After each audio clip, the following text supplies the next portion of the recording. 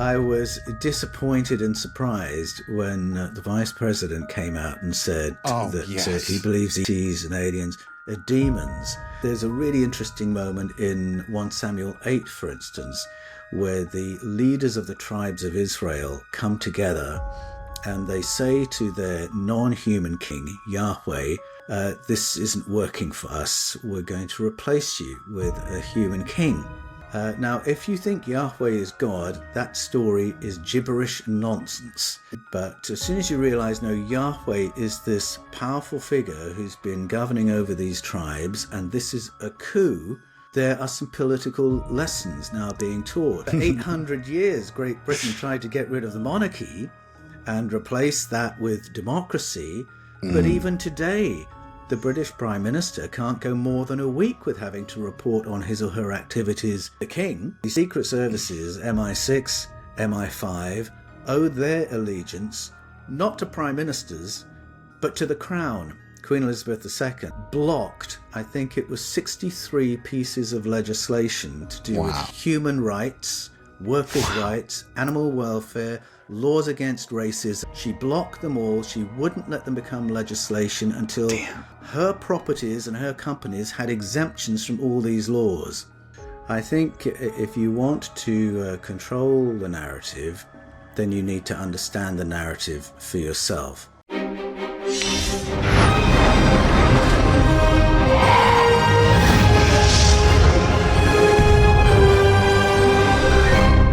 Welcome back to Far Out with Faust, everybody. Today we are taking a massive leap into the realms of hidden history, extraterrestrial contact, and the true origins of our human civilization with the incredible author and researcher, Paul Anthony Wallis. You guys are gonna love this guy. Paul has spent his entire career decoding mistranslated ancient texts, as well as studying indigenous stories and uncovering the ancestral narratives that history books have loved to bury. We begin this conversation with the discussion of the highly secretive legacy programs. We expose how covert units within aerospace corporations have been subcontracted by military intelligences for decades, working diligently underground to reverse engineer retrieved UFO, UAP crashes, as well as non-human biologics, which is another way of saying ET bodies. This episode bridges the gap between ancient mythology and the modern UAP, UFO cover-up.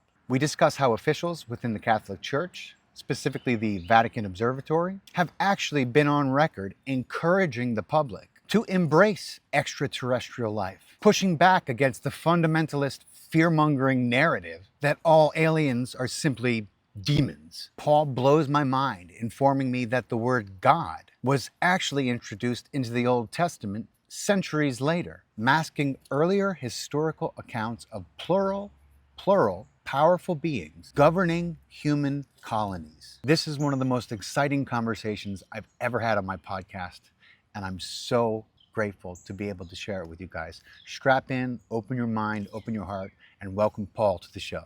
Thank you for beaming in. Faust, it's a pleasure to be with you. Thank you for having me on your show. Yeah, man. We were just talking about Paul's in Australia. It's Saturday morning and it's Friday night here. So we're on two ends of the spectrum, two sides of the planet, you know. Yeah, I'm a little way into the future. Yes, you are. You're way ahead of your time, definitely. Well, considering the topics we're gonna get into, this is it all works out perfectly. But so, my friend, I was like, between your books and your posts, I'm just like, wow, there's so many places I could go with this conversation. So I was trying to narrow it down and keep it relevant, because you love talking about all my favorite subjects, brother. So I wanted to keep it relevant to what's happening in the geopolitical nutosphere right now. So I'll try to keep it interesting and not so political, but also relevant. Okay, and I'll try and behave. Thank you, I appreciate it. So at this point, there's no debate practically that the government has been hiding the truth about UAPs and UFOs and technology, right? And now it actually has a name, and it's can you tell me and my incredible listeners what the legacy program is? Yes, for sure. The legacy program is the name given to work that's being undertaken by covert units operating on behalf of aerospace corporations who have had this work subcontracted to them by units within the military intelligence community of the United States. And this specific work is to do with essentially trying to reverse engineer materials that have been obtained through UFO or UAP retrievals. So they've got bits and pieces of material and they're trying to work out if they can reproduce it and reproduce the things that these materials do. We now know, since the House Oversight Subcommittee hearing of July 26, 2023, that they've got more than just bits of material. They have entire craft. And so the legacy program is saying, can we make one of these? Can we reverse engineer it? And in the past, this was just a conspiracy theory. Yes, but now, not only has it been talked about publicly in hearings like that, but we have heard from some of the scientists working on the program itself. So we've heard from the French information scientist Jacques Vallée, who's been working on it, from the American astrophysicist Eric W. Davis, who's been working on it, and from Gary Nolan. He's an interesting inclusion on this fascinating team because he's a microbiologist. Okay? He's not an engineer. He's not an astrophysicist. He's not a material scientist. He's a microbiologist. And so obviously you would want to ask, what have they got that requires one of those? And it relates not only to the craft and the question of where does technology and where does biology begin, but it also relates to language we've heard used in disclosures talking about pilots and non-human biologics. So all those things are within the ambit of this thing called the legacy program. And you began by saying the government has been keeping secrets, but we should clarify what we mean by the government when we say that, because that hasn't been presidents keeping secrets, and that hasn't necessarily been the chief of the CIA or Joint the chief Chiefs of of the Staff Pentagon. or any of them. That's right. It's units within. And part of the push and pull of this disclosure process is between units within the military intelligence community, that we have at least 18 units, departments, separate agencies, I should say, working within the military intelligence community. And one department will have this information, another department will have this information, another department will say there's no such thing as the legacy program because they haven't been briefed on it. And it's that creates the confusion, and it's that is what creates the push and pull, because there are some departments and some individuals who want to push the conversation further forward into the public, and some who want to keep a very tight rein on it. So there's always a lot of things going on, and always when there's a bit of a push in disclosure and release of files, there's a simultaneous attempt to walk back. Yep. And I mean, your opinion. I know that these aren't very popular questions, and no one wants to be on record speculating on a subject, as controversial as this. But I mean, for people like me, I'm more than happy to share my opinion. Sometimes this question comes up, and do you believe that they have successfully reverse engineered craft already? And how long ago do you think they succeeded, if you do? Not at the level that is needed to change the rules of engagement. So we may have had some success working with anti-gravity technology, and I think we have. But I think what we've not yet been able to do is from scratch create materials that produce a space-time bubble. And I think that's what we have to do before we become capable on our own of producing the technology that achieves interstellar travel. To do that, you've got to essentially create a stable wormhole. And I don't think we can do that on our own quite yet. Now, I'm happy to speculate and just clarify these are my speculations, but it is on the basis of things that have been spoken by credible witnesses. And in that, I would include Meshed, who was for 28 years Israel's chief of space security. And that meant it was his role, his job to know if there was any threat coming towards us from off the planet, if there was any contact, and if it indicated any kind of a threat. And he said on the basis of his 28 years of privileged knowledge, his belief was that we had indeed been in contact, that there were collaborations going on, that we had been allowed access to technology that's non-human technology. So we may even be flying some of that around, or covert units are, but we can't reproduce it from scratch. And I think until we do that, then the rules of engagement stay the same, and the overarching policy of non-disclosure, which is set by our visitors, I believe, not by us. Oh, really? Wow. Will remain in place. That's a fascinating and well-articulated take. It's not just mine. I mean, Meshed did include that in his briefing to the press when he published his book, The Universe Beyond the Horizon. Was he the one that made headlines when he went public and said that Trump knows we've been in, like they made a big splashy headlines about it, and they said, like, he said that Trump already knows about ETs and aliens, and I don't remember a statement from him naming Donald Trump, but he did make clear that America and Israel are part of these ongoing collaborations. Yeah. And after he'd made this statement, he was put under house arrest, which I think adds some credibility to what he had to offer. Certainly.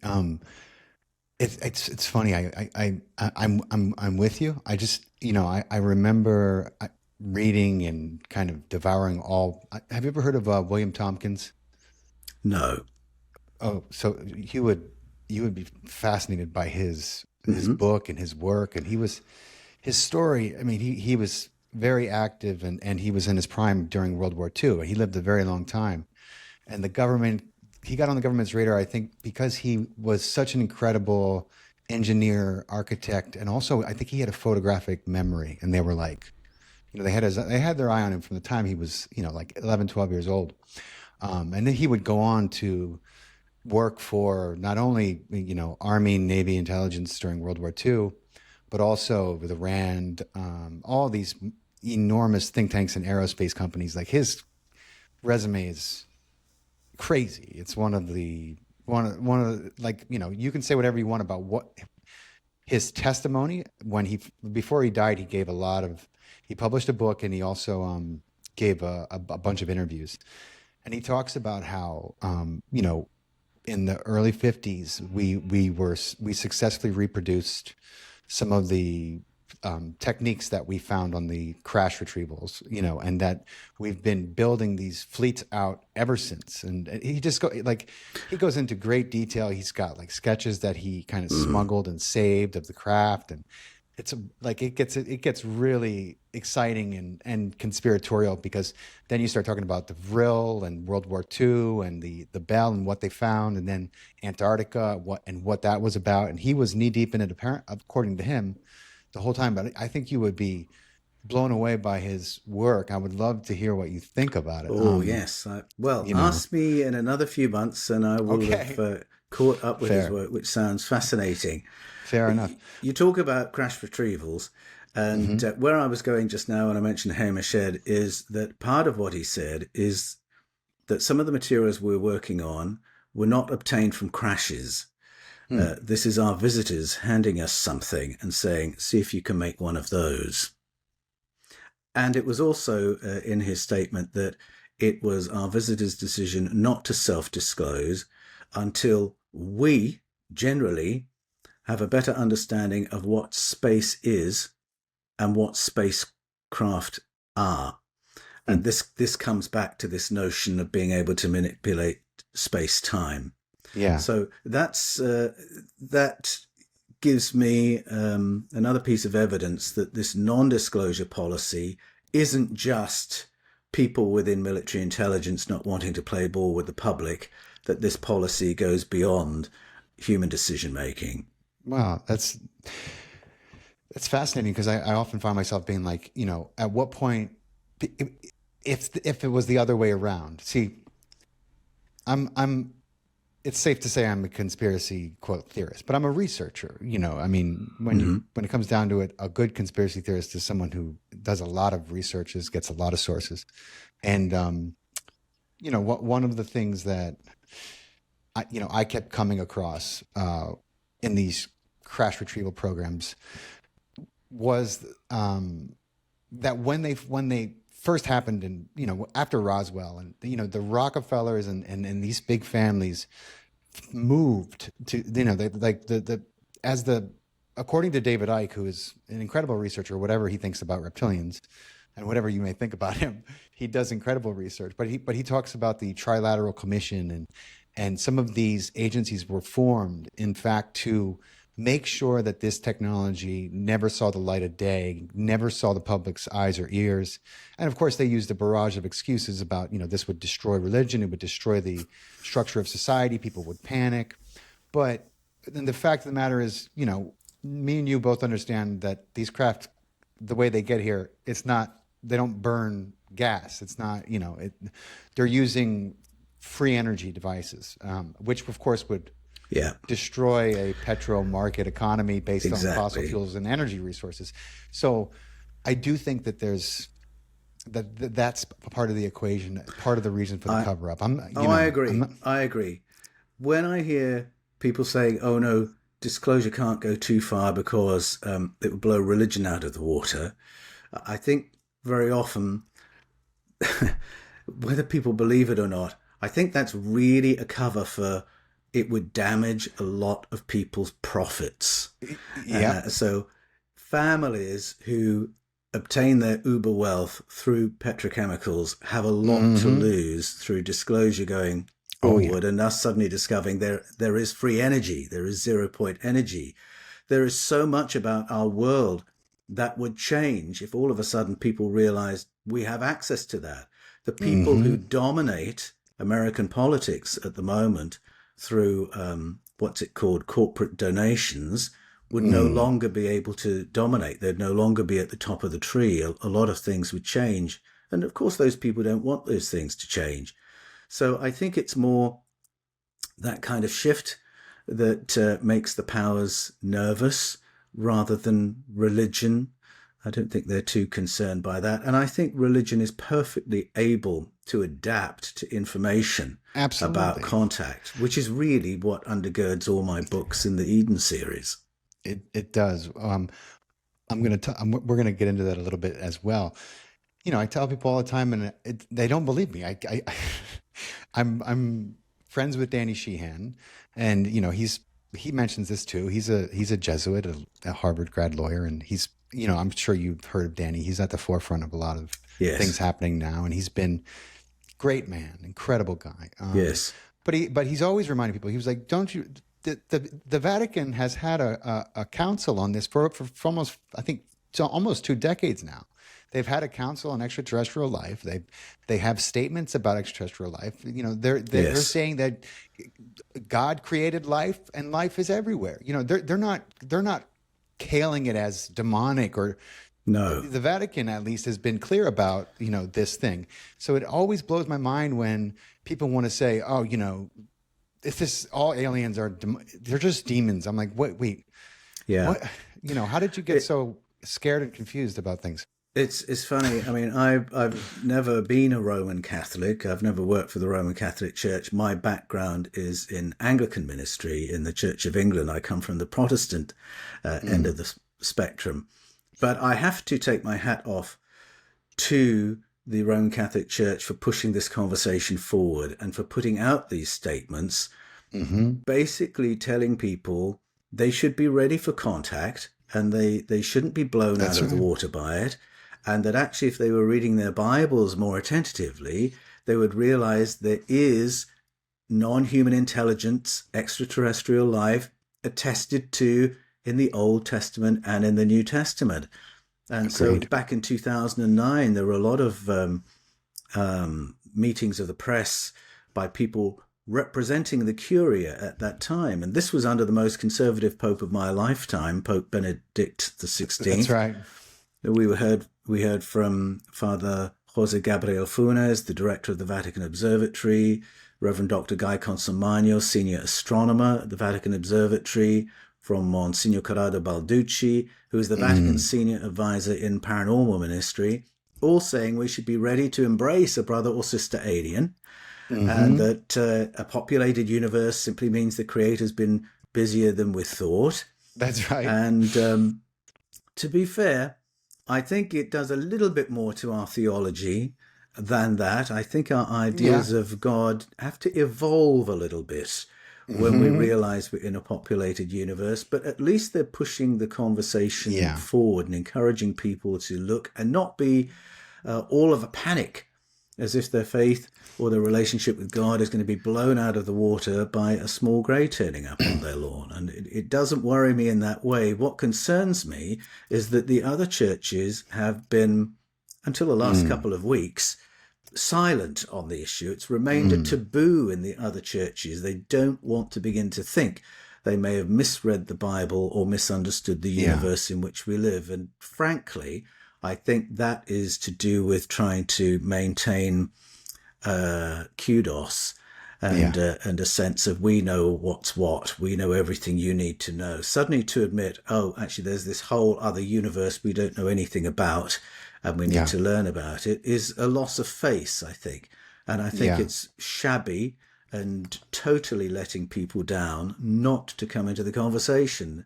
And in one way or another, all my Eden books, I hope, are a provocation to the rest of the churches to say, you need to be in this conversation and you ought to be on the front foot because the Bible is full of ET contact. Sure is.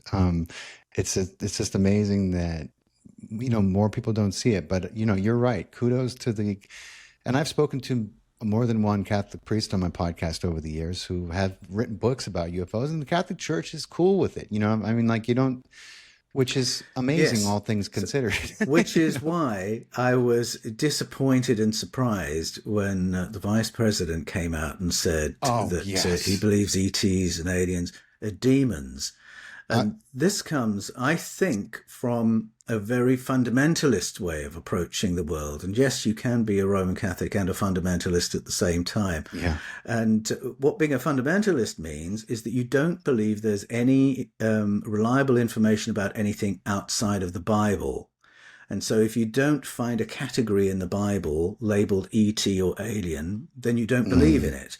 And so any phenomenon that seems disturbing, frightening, or an aberration, you have to find a label for that you're familiar with. And the familiar label is demon.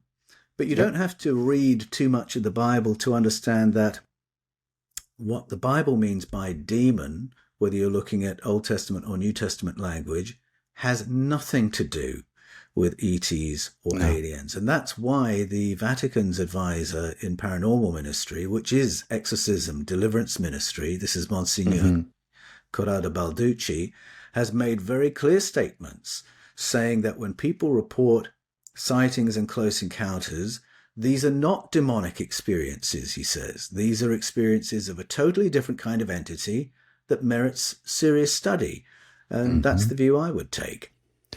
I agree. And J.D. Vance is not being sincere when he makes remarks like this, because I remember a year ago he was asked, and he was, very excitedly said, I think absolutely the government should be looking into the UFO UAP phenomenon, and we should begin the process of unveiling what we know to the public. And then, of course, he got in VP, and we fast forward to cut to a year later, and we have Trump, making, at least on the surface, appearing to make moves to move towards disclosure. And then all of a sudden he's like, he's answering questions like, well, have you read your Bible? Inferring, I'm man, drives me crazy when you see people who, obviously have been told to change their tune. As a year ago, he was curious and he said, absolutely. And now he's like, have you read your Bible? Such the insincerity drives me crazy, and the fear mongering drives me crazy. Yes, it's the fear mongering that I think is really the problem, because I think the contact that we're experiencing at the moment is very, very interesting, and it's kaleidoscopic. And I think we have some company that may be somewhat predatory in its ambitions, and then we have other company that is here absolutely to support human beings and to support the human race. We're in a spectrum of company, and if we come at everything as if there's no such, the only good ET is a dead ET, we're going to completely muck up the conversation we should be having. I agree. Trump has told us that he's planning to disclose a trove of records. But you've documented quite a list of government officials who have already gone on record about contact. So some of these people that you've gone on record with, what have they confirmed for you? Oh, this has been so interesting for me, because one of the reasons that people can change their tune if they're a public figure is that they've just been read in on something. Yeah. And when you're read in on something, you're given privileged information, you will have to sign layers of non-disclosure agreements. And so you might have been read in because you wanted to be part of the disclosure process, but once you sign those documents, you're part of the keeping secrets process. And I think Tim Burchett finds himself in this situation now, where he is very eager to push disclosure forward and has had to sign these kind of papers to be read in on certain things. But I can see him using every ounce of courage he has to get as close to that line as he possibly can to get people's attention where it needs to be. Now, I applaud that, and I like that Tim is doing that. I regret that so much of his conversation is still fear-based. I don't think that's helpful, but I admire his courage and his desire to push the conversation forward, and it's why I have not pushed to be read in on anything myself. My work actually is rooted in the study of history and of ancestral narratives and indigenous story and ancient texts, including the texts of the Bible. And as I pursued that line of study, studying those objective things, if you like, these narrative traditions, I have come to certain conclusions about what's happening right now. And I have been able to talk to people who have been read in, who have been in skiffs, who do have privileged information, and they have been able to confirm the conclusions I'm reaching. Now, I'm comfortable being in that space because I want to be part of the force that pushes the conversation forward, not part of the force that keeps secrets. Right. So that's where I sit. So I have my sources, who I don't think I'll name for their sake. But it is interesting to me to have people who have been read in and are saying, yes, the conclusions you're coming to, the way you read our ancestors, very much does accord with what's happening in the 21st century. Sure does. I see the same thing with Tim, and I just got to remind myself, look, this is probably the only way that this man is allowed to push the way he's pushing. If you take away that specter of fear, which, he probably wouldn't be allowed to be asking the questions and pushing the way he is. You know what I mean? It's like you said, there's always this give and take that happens.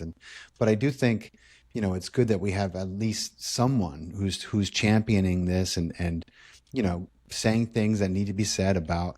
And I just saw something today. Paul, what's her name? What's the congressman's name? She's cute. She's a brunette. Anna or Paul. What the hell is her name? I can't remember her name. But she. Yes. You've asked me directly, therefore I can't remember. Me either. It'll come in a moment. Luna, maybe Luna. Something Luna. Must not be her original name. Anyway, She spoke about they appointed somebody new for Arlo. I think it's Arlo. And we saw Arlo, what a sham and a mess they made of everything the last time they had any kind of authority to do anything. But apparently, they just put someone new in charge of it, and I have to double check it. But this guy has come out and made statements. He said, look, if you want to find out about UAPs and UFOs, then you don't go to the federal government. You go to the contractors who they've been using for the last 75 years. Exactly. And I was like, wow, this guy, all right, good. Now we're talking. He's on the money. Well, that is exactly the point I make in this book, that if we want information about current contact, if we want information about the legacy program, our journalists need to be sitting on the doorsteps of Lockheed Martin, Northrop Grumman, Raytheon, Boeing, Skunk Works. Mm-hmm. They are the corporations who have these units doing the work. We should be bombarding them.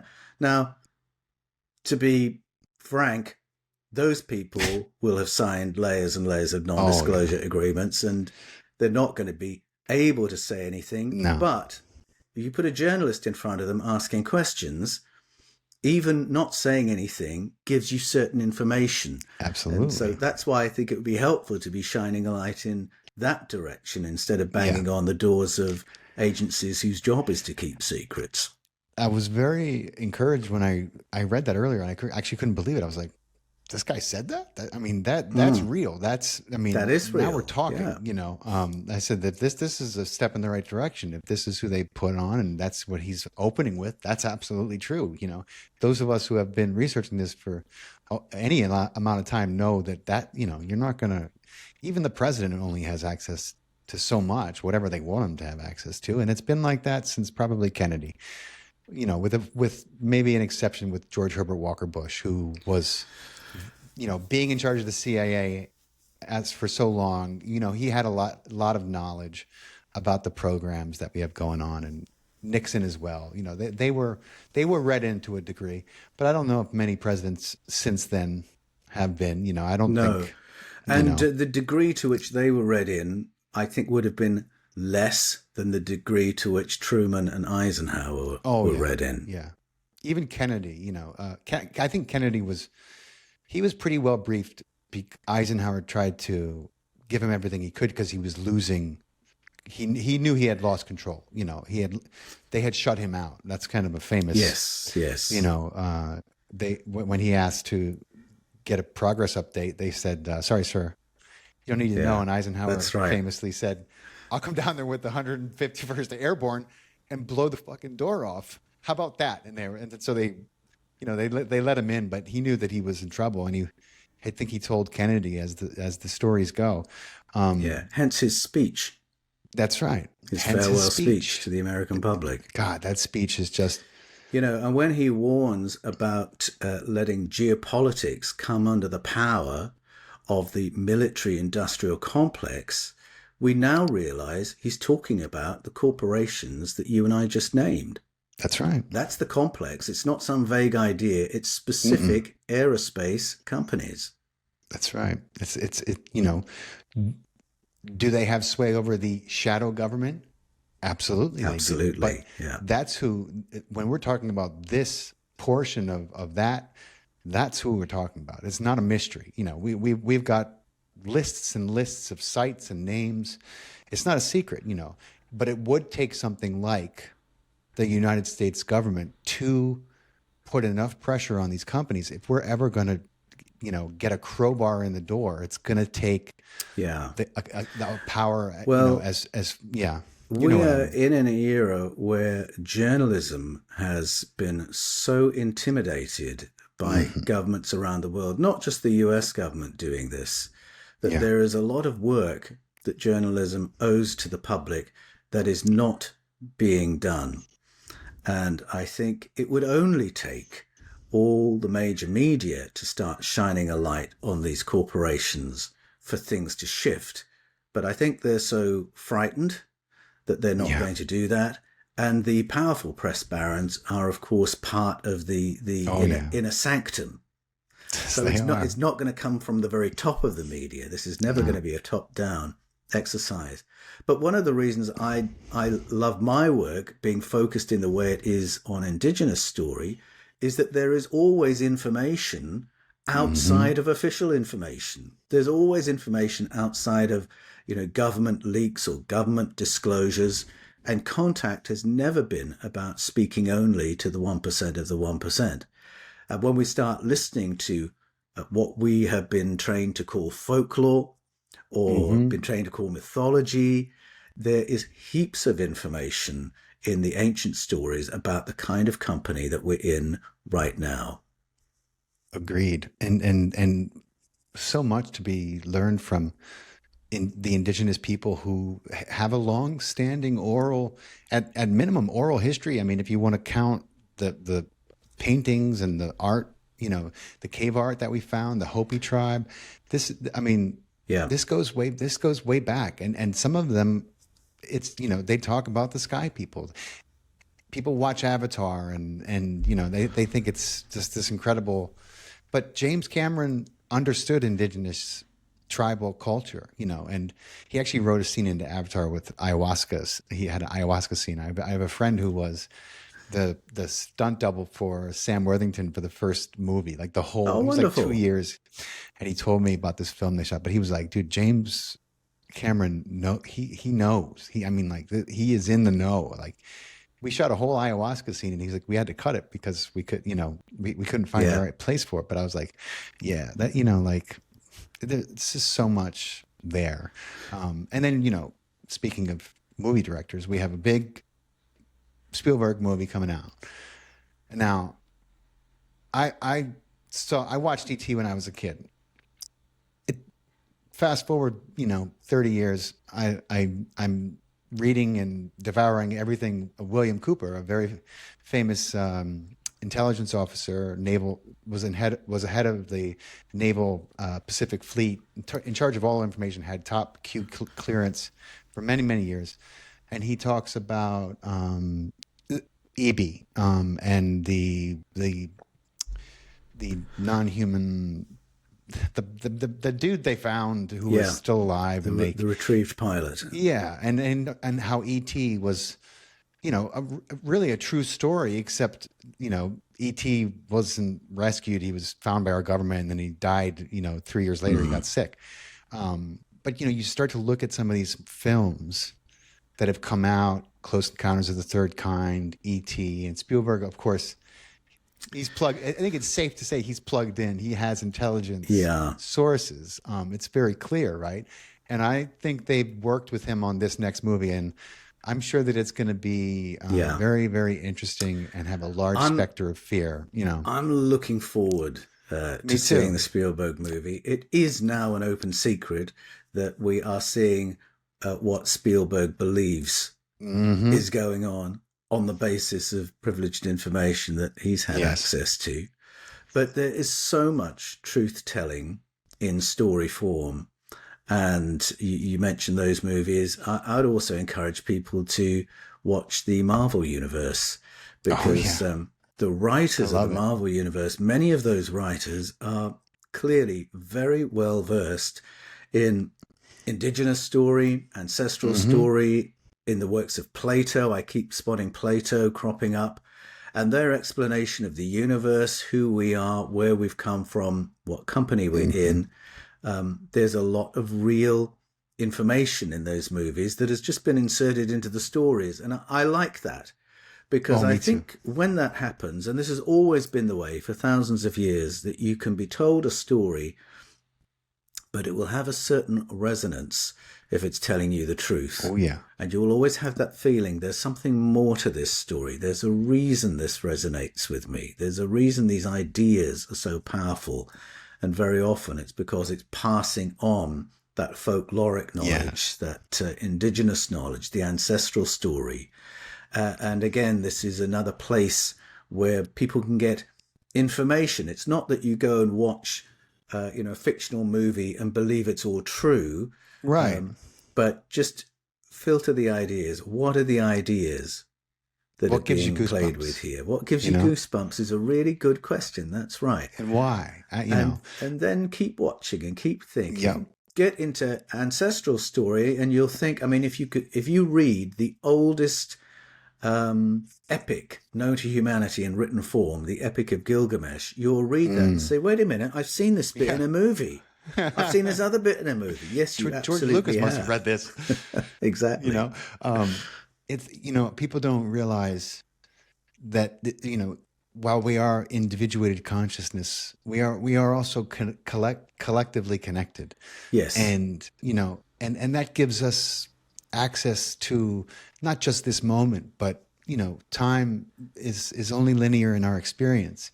And so I really think that and I'm a huge fan of, I'm a longtime comic book collector. So when Marvel started making movies, I was like, chomping at the bit. I don't know if you could, I still have some, that's DC Superman art, but I'm a huge fan. But sometimes I believe that these authors, they're tapped into something that is true and has happened. Yeah. Maybe not now and maybe not here, but there's just there's so much truth to a lot of the stories they tell, and it resonates, and that's why these movies are so successful. Yes. And they're well done, and they touch on a lot of themes that really are curious. And I think when people are watching them, they don't quite realize, like, the reason why that you have goosebumps is because some part of you recognizes the truth in that.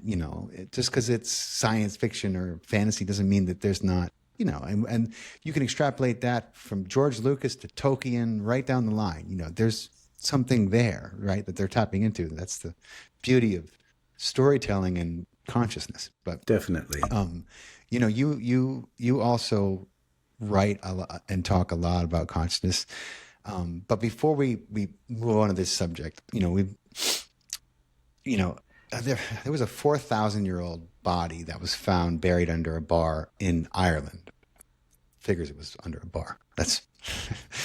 Can you talk about the significance of that discovery? Yes, this was a fantastic find under the floor of McQuaig's bar. And it was the body of a chap who was the ancestor of many people living in that part of the world, but he was not a Celt. His ancestors had come from Anatolia. And what's interesting about that is that it was another piece of the puzzle showing a massive migration of people from Anatolia into the Baltic states, across northern Europe and into Ireland, Northern Ireland, and carrying with them the technologies of agricultural science and megalithic building. What's interesting about that migration pattern is that it endorses a number of ancient stories that say that our leap forward into agricultural science, meaning farming, meaning denser living, meaning specialized society, city building, civilization building. This is the leap that takes us from living on the planet's surface like animals, as foragers, hunter-gatherers. We leap forward into civilization building. These ancient stories all say that began in Anatolia, in what is now southeast Turkey, to be more exact. Around the region of Karacadağ is where the data points to. So that's paleoagriculture has identified that site, but we hear that same region identified by the Bible in the book of Genesis, by the oldest map in the world, the Babylonian map of the world in the British Museum, that says this is where Yusudra landed in his ark. That's right. Rebooted society. And then you've got the stories of Moses Koronatsi, the history of the Armenian people, pointing here as well. You've got classical authors, Greco-Roman authors, saying this is where we leapt forward into the Iron Age. And then you've got archaeologists saying, yes, actually, we're finding the earliest iron technology here. So many vectors pointing here. Another would be Snorri Sturluson, writing in the 1200s. It's through him we know about the Norse gods, Thor, Odin, Freya, and the rest. Mm-hmm. And in his histories and storytelling, he says that Odin and the advanced people with him came from, and the name he uses is Asaland, which we would know as ancient Armenia. It's not Asia in the modern sense, as has been translated in the past. It's ancient Armenia. And their neighbors were, the neighbors of the Aesir were the Vanir. The Vanir strongly suggests they're from the Van regions. So not only are we saying ancient Armenia, we can say where in ancient Armenia the immediate neighbors of Odin were. And all these vectors are pointing us to the same part of the world, what today would be Turkey and Armenia. And one of the reasons I take people on tour there every year, and please Google Ancient Knowledge Tours, come along with me, and I will take you to sites where you can see ancient cuneiform script and ancient carvings that tell a deep story about humanity recovering from an ecological catastrophe in that part of the world, discovering agricultural science in that part of the world, and then taking it around the planet. The storytelling I find in the Van province today dates to about 3,000 years ago, but the events those stories describe take us, and I show the evidence for this in my book, The Eden Enigma, and in my next book, The Dragons of Eden. Those stories take us back to about 11,000 years ago, which interestingly is just on this side of the most recent extinction level event we've faced on the Northern Hemisphere, which was the Younger Dryas cold period. That's right. God, it's you would think that would be one of the most discussed topics. And it is becoming very, very more, it's more becoming mainstream. More discussed. Yes, it is. You have people like Greg Braden going on Joe Rogan, which is amazing, because I've been reading and following Greg for years, and the fact that there's an interest in Joe Rogan is having this conversation is awesome, because it's time. People are curious. People are interested. They realize that science says there was a massive catastrophic event, and it happened really fast. And we're still trying to puzzle out what could have triggered it, and what because the speed of it is obviously a little scary, and we know that a lot of things went underground, and when they came out, everything seemed to be different. And then there's the technology that seemed to have been there before never resurfaces afterwards. So it begs a lot of questions, and I'm excited that people like Greg and people like yourself are getting more and more well-deserved attention and a voice to share your knowledge. So it's amazing, and I thank you for sharing that. Much of your life's work has been decoding mistranslated ancient texts, which is awesome. I mean, it's interesting that the most powerful new technology of our age, what they're now conditioning us to trying to condition us to fear, is essentially a large language model, right? Has in your opinion, has the manipulation of words always been their primary tool of control? Oh, it's been a very significant one. I'm just finishing off a new book, The Dragons of Eden, which is a collaboration with Mauro Bellino. And in that book, we're showing how there were, how can I put this? For centuries, the Hebrew scriptures existed in the Hebrew language. And then between 280 and 100 BCE, they were translated into Greek and became the Septuagint. And when you read the New Testament and you see Jesus or those who wrote for him quoting from the Old Testament, they're quoting from the Septuagint, this Greek translation. It wasn't until the Greek translation, and remember that's 280 to 100 BCE, it wasn't until the Greek translation that the word God was introduced to the Old Testament. Wow. It had existed for centuries without the word God in it. And for the most part, without even the idea of God in it. So, I mean, that's a pretty fundamental narrative shift that happens through a work of translation. So I'll put that in as the first example. I wonder what... It just blows my mind. Like, I wonder what was there before. What was it translated to before? You know, like, yeah. I mean, because now God, the word God has such religious connotation. Of course it does. I don't think that's an accident, you know? And then if that word God gets attached to a violent being, which it does in the Old Testament, then hey presto, you've got a violent God in whose name you can do violent things. Mm-hmm. Which is exactly how it's played out in history. You know, every imperial conquest has been in the name of this violent god who was created between 280 and 100 BCE. So there are real ramifications of getting the translation wrong. You can say that again. We're still seeing the ramifications. Yeah, we still are today. Exactly. Tragically, and horrifically. Yeah. No, I think you and I are very aligned on a lot of things, including some of the problems and challenges that religion presents. Now, we were just getting on to an interesting question there, and we rushed past it, which is what were the stories about before they were stories about God?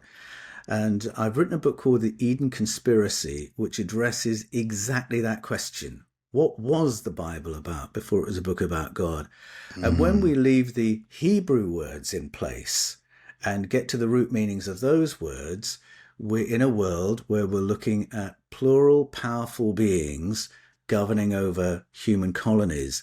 And many of the stories about that time in our deep history are full of lessons to do with politics and geopolitics and people power.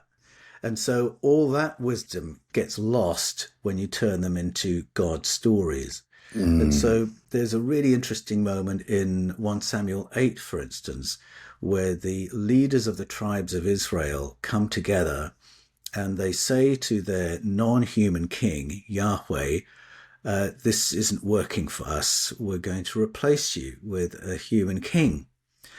Now, if you think Yahweh is God, that story is gibberish and nonsense. But as soon as you realize, no, Yahweh is this powerful figure who's been governing over these tribes, and this is a coup, there are some political lessons now being taught. And the first lesson is that you really need the tier of powerful people just outside of that circle of unaccountable power to act together. And if those people will act together, it doesn't matter how tyrannical your tyrannical leader is, you can get rid of them. That's right. And that's the key. It doesn't matter what the constitution of your country is, there's always that tier of people. And when they act together, then you can get rid of abusive leadership. Well, that's a political lesson for the ages.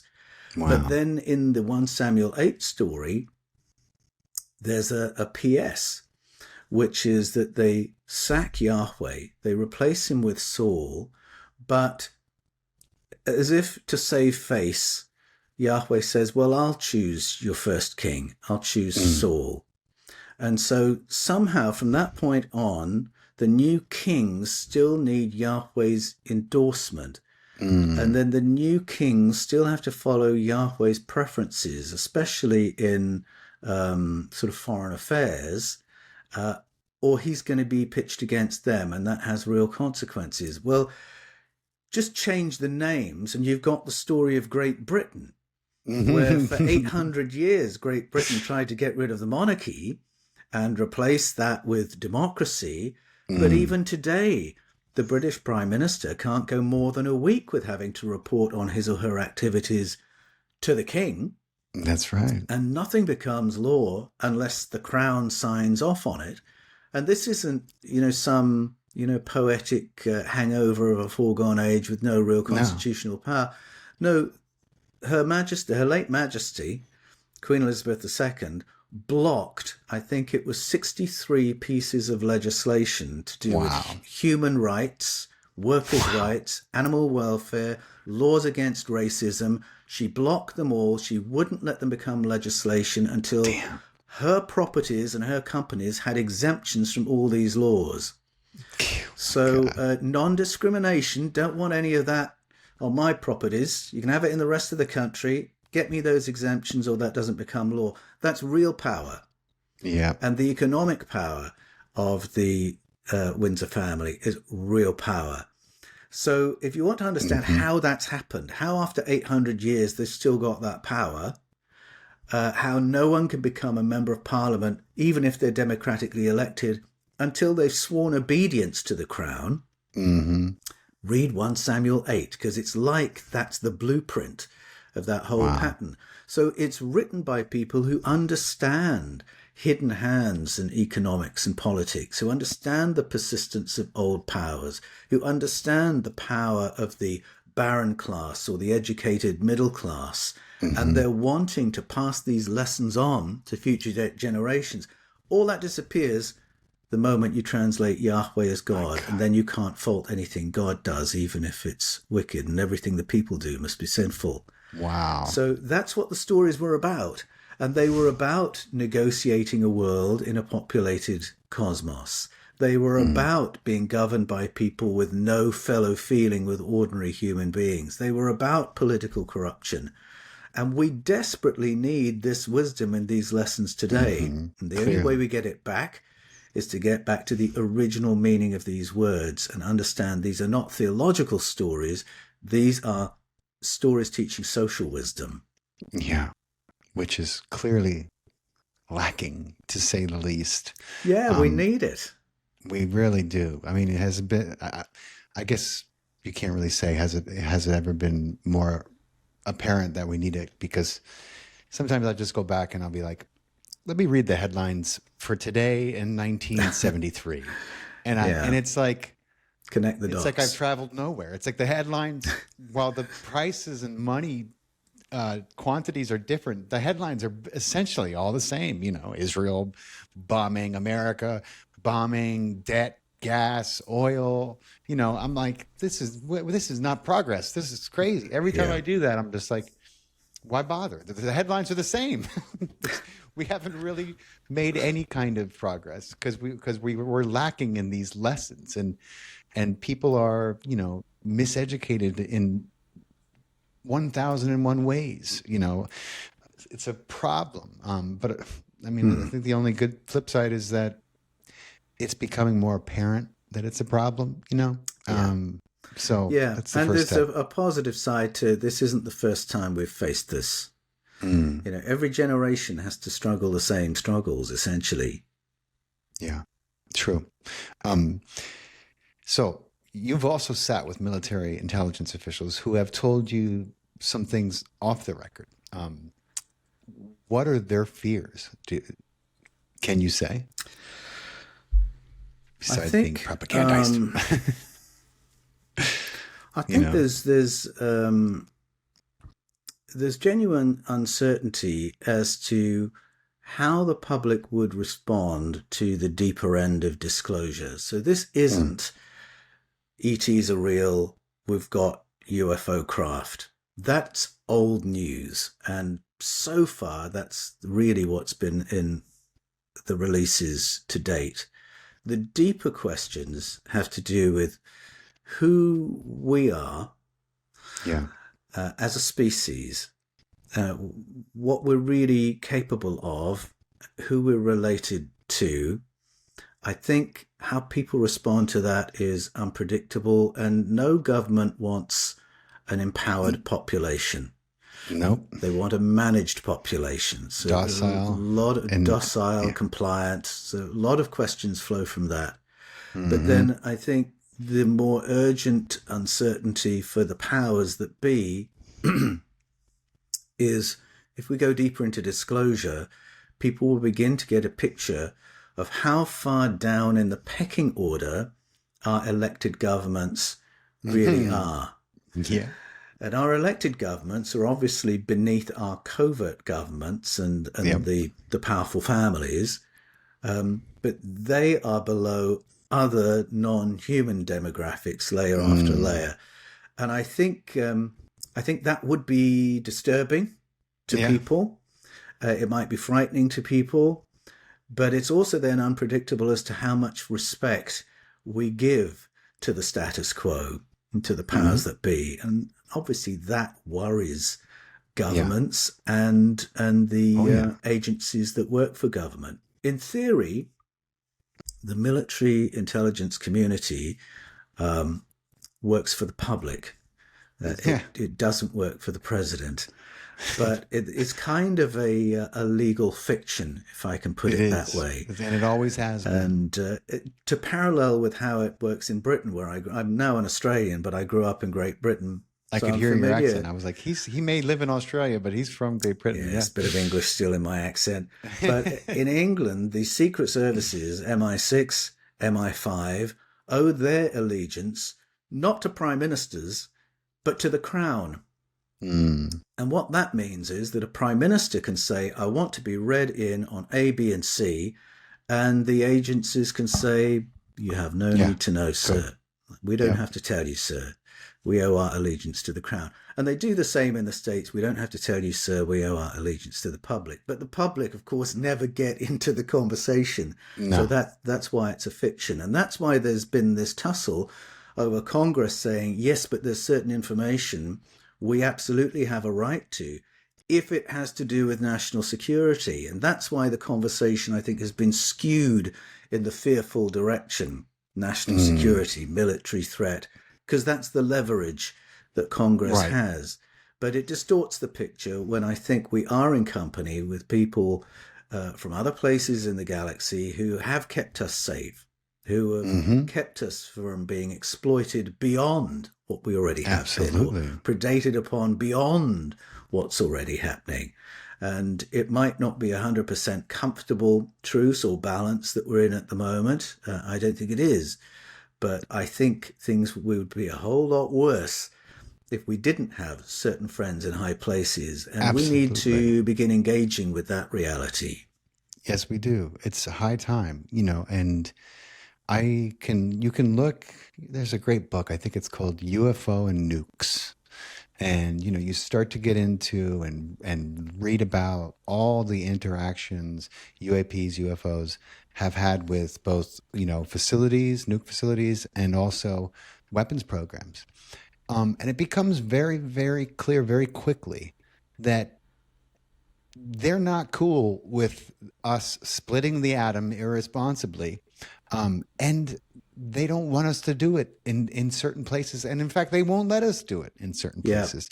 That's right. This becomes, with any amount of earnest research into this subject, this becomes clear. So they could talk about national security and safety and all day, but the fact of the matter is, I think that they are perturbed to no end that these beings have the technology really to at will shut everything down. And they don't like that at all. It's great that you mentioned that because, yes, if you follow that white rabbit, it turns out that there have been a number of moments when our ET friends have looked out for our interests better than our elected governments have. Absolutely. Really, they have. And there's been more than one, I think, intervention. Yes. If you look at the human race and you think, oh, but no one besides Hiroshima and Nagasaki, which don't even get me started on, no one since has no human has pressed that little red button. And people don't stop and think, really? And then you learn that, in fact, the red button has been pressed once or twice, but some intervention, something happened because there was no there was no detonation. Nothing happened, and then you start to learn about all these interventions and and it's all about shutting down.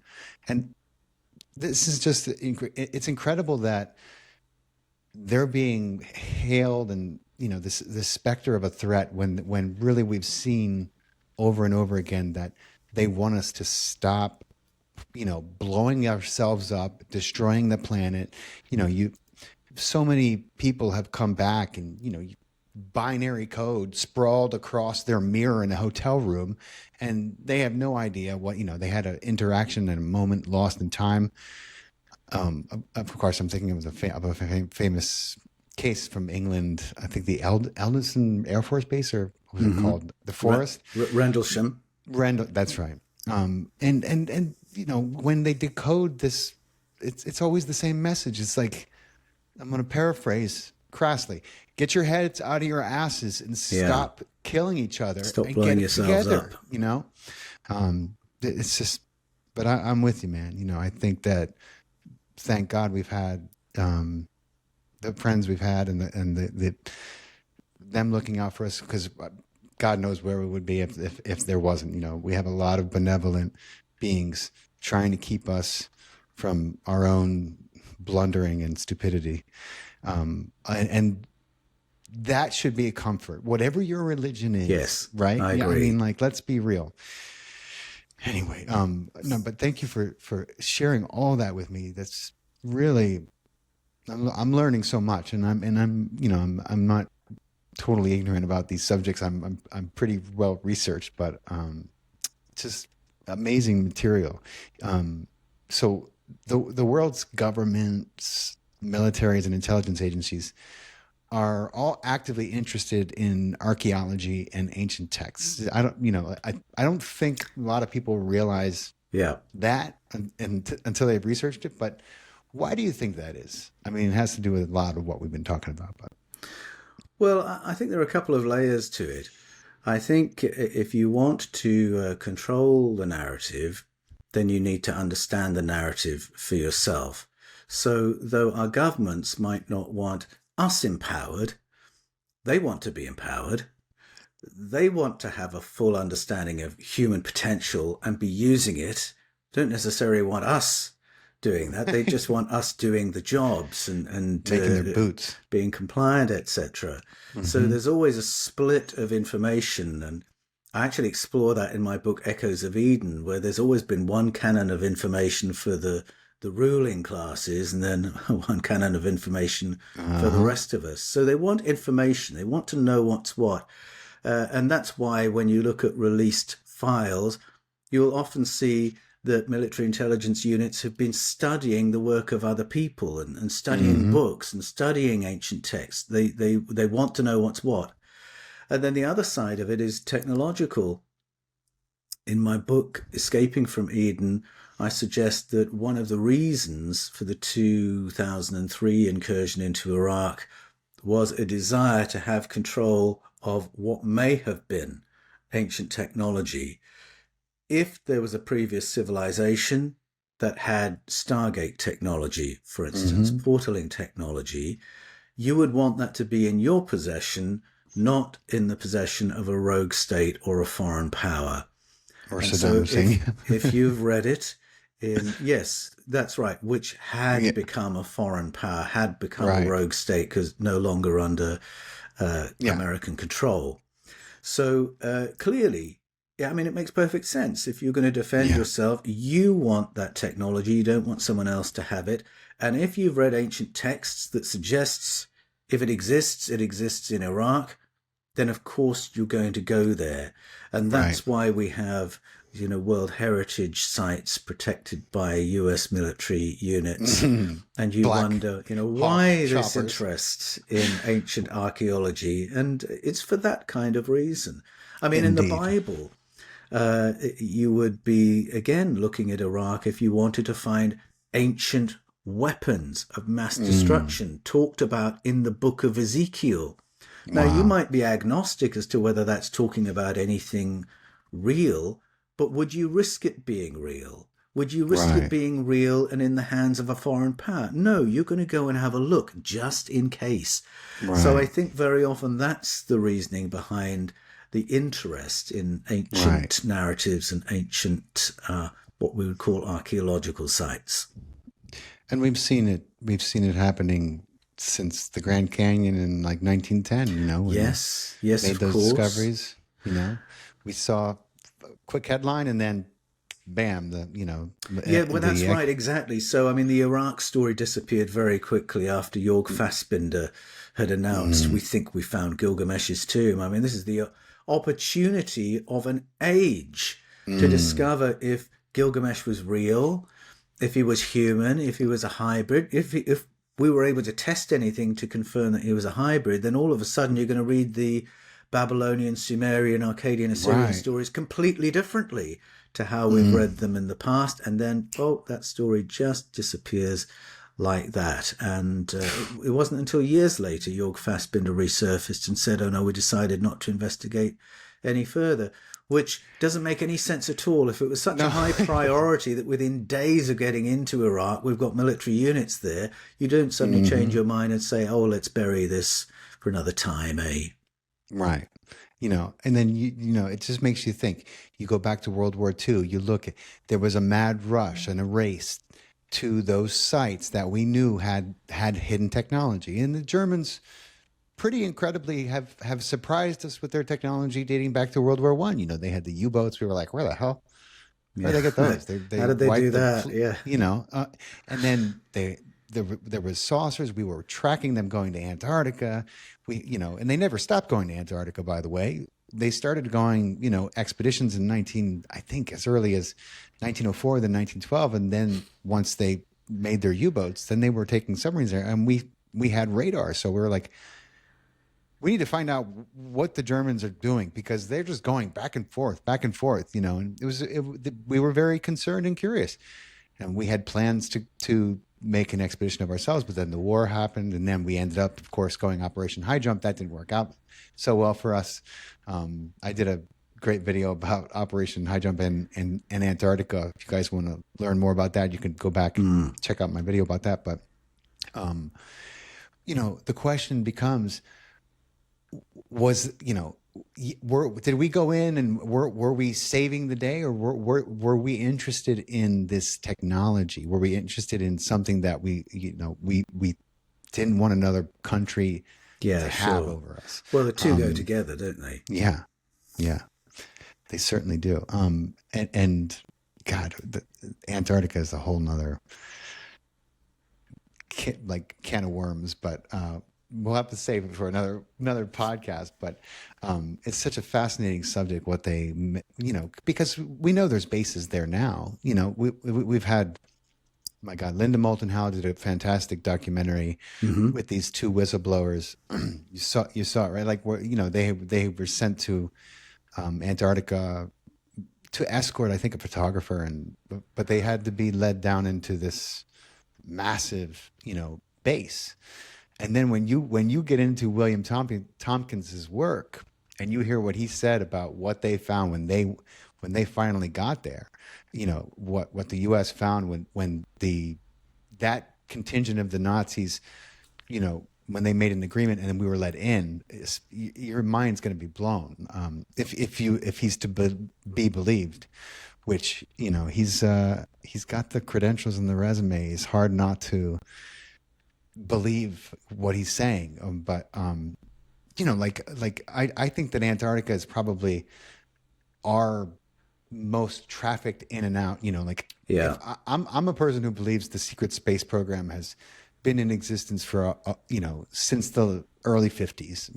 And they made the polar treaty where they're like, hey, we're going to preserve this, nobody fly here. But I think really it was about these nation states coming together and being like, all right, well, this is just, we got to keep this real quiet. Okay. Yeah. But the best place to go and come from is going to be here because it's on the pole, and if they can go in and out, I think that there's a lot going on. I'm looking forward to the ice melting. People like the ice. The ice is melting. Oh no. I'm like, no, we want the ice to melt. Trust me. You want to see what's down there. But yeah, I mean, have you ever got into Antarctica? And I mean, it sounds like you've seen that documentary. I haven't made a study of Antarctica, but it resonates with me because of how it matches ancestral story that I found to do with other places. And so the idea, first of all, the idea of a portal location, and of a secret space program, meaning people coming and going that the vast majority of people don't know anything about. Those stories are ancient. You can find those in the Bible.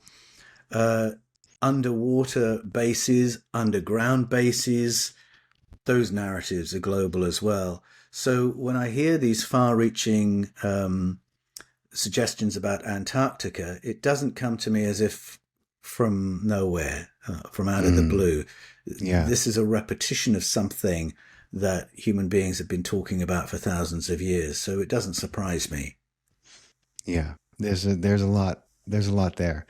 Okay, you just made me think of a movie I watched so much growing up called The Abyss. I think Ed Harris was in it. Did you ever see that movie? I can't remember. It's an old one, but watching it growing up, it's kind of an action thriller, but it's with these guys they're like in an oil base under the sea, and the military gets involved, and you're like, what is going on? They're trying to save it, but then you realize that it's all about this underground entity, this living, this giant, I don't know what to call it, like it's but it's alive and conscious and sentient and enormous. And yes. The movie was so ahead of its time, and I was like, wow, even back then I was like maybe like 89 or something like that. Such a great movie with such a story to tell about underground bases, which, now you're seeing that come to the public forefront as well, because we have records and we see them moving underwater very fastly, and we're like, how are they doing that? I think that's probably one of the main hubs and if you were a race of beings trying to remain, out of radar, sight. Yeah. Then what better place than the ocean if you can successfully maneuver it the way they do? Exactly. Well, we've got, Berossus, who wrote the Greek account of the Babylonian story of the beginnings of human civilization, connected the visitors who got us kicked off into civilization and city building with underwater bases. So he was telling that story thousands of years ago. And now in the present day, you listen to the testimony of US naval pilots who are tracking these craft. They're talking about transmedium anomaly. So they're talking about craft that can travel through space, through the air, and then into the ocean. And even while they're trying to engage with these craft in the sky, the pilots are talking about the implication there's an underwater base down there that they're coming and going from. So you can join the present with the deep past, and you'll know there's something very serious to be looked at here. Very serious, long-standing. Funny enough, William Cooper, that the intelligence officer who I was telling you about, he wrote a great book called "Behold a Pale Horse." It's a legendary in as far as whistleblower conspiracy theory testimony goes. But he was part of the Navy, and his job, and he was trained to do it, was to be lookout, and he was like, I want you to understand that this was not like an easy job. You were trained for a long time, because you were the one who was going to say, that's a friendly, or that's an enemy. So you were trained to be a lookout. He was like, and it was my shift, and I was looking out, and all I saw was this massive ship come up out of the water. I mean, and he was like, it was something like 300 yards, and just go up into space. And he was like, now I have a responsibility. Just like in Star Trek. Exactly, just like in Star Trek.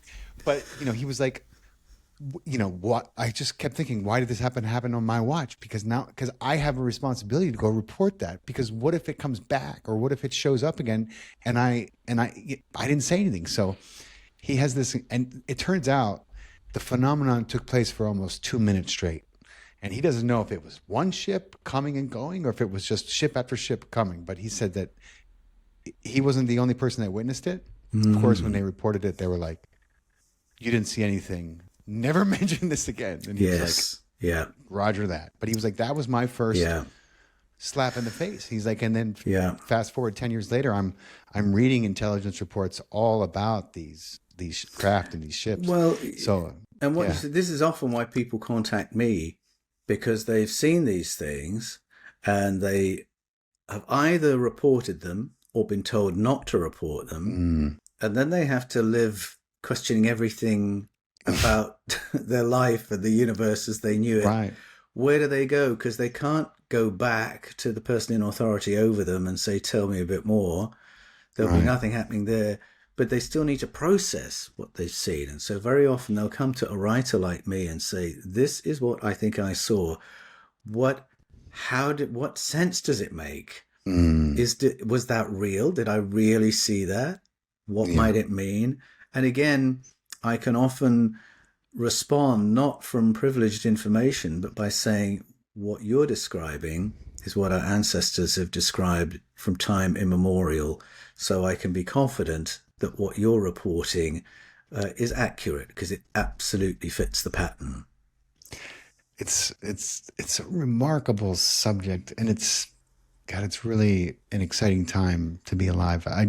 Yes, it is. I mean, even with everything seemingly in such a, let's call it a transitional phase, it's still. It is. I mean, it's exciting and it's frightening at the same time.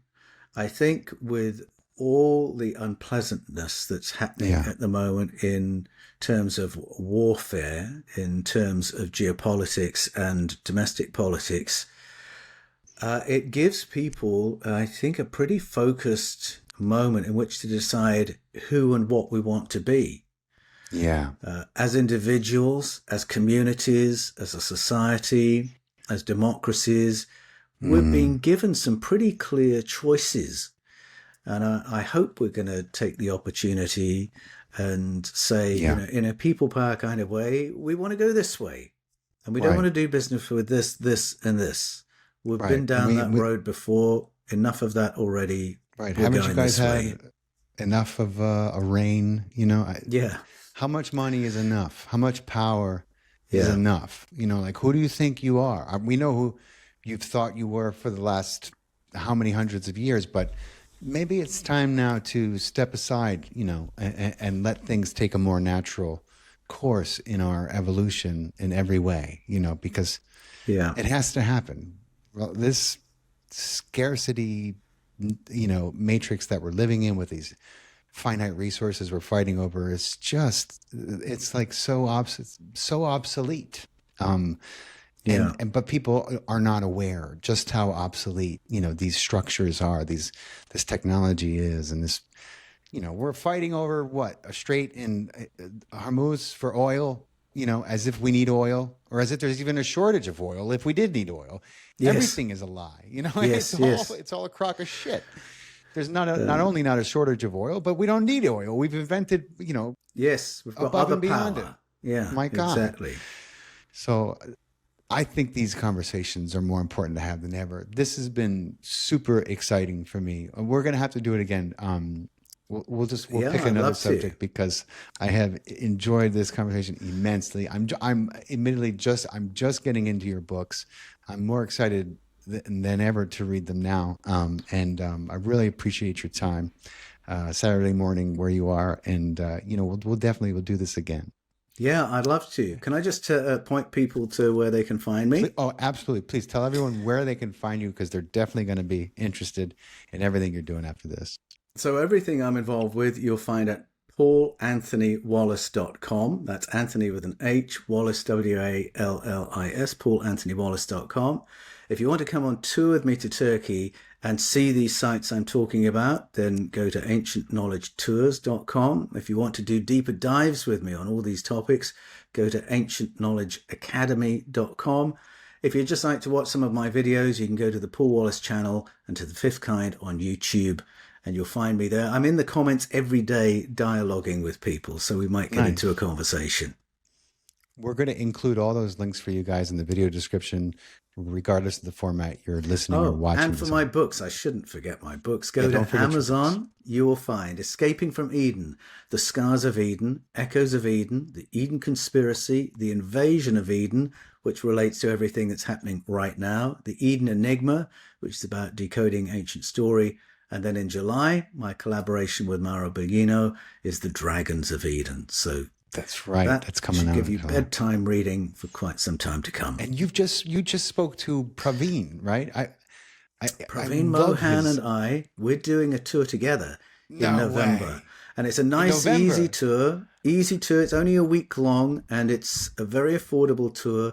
But together, we will be going to temples that have symbology carved into them that carry these deep stories from the Vedic traditions. And so this is an unbroken tradition of knowledge, of paleo contact that will be decoding in those spaces. I may just be signing up for that. Oh, you should. It would be great to have you there. That would be awesome. And I love Praveen's work.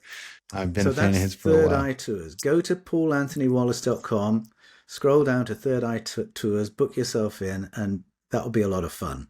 That would be awesome, man. Oh, thank you so much. That's amazing. Yeah, I'm excited to check out the interview you did with him. He's amazing as well.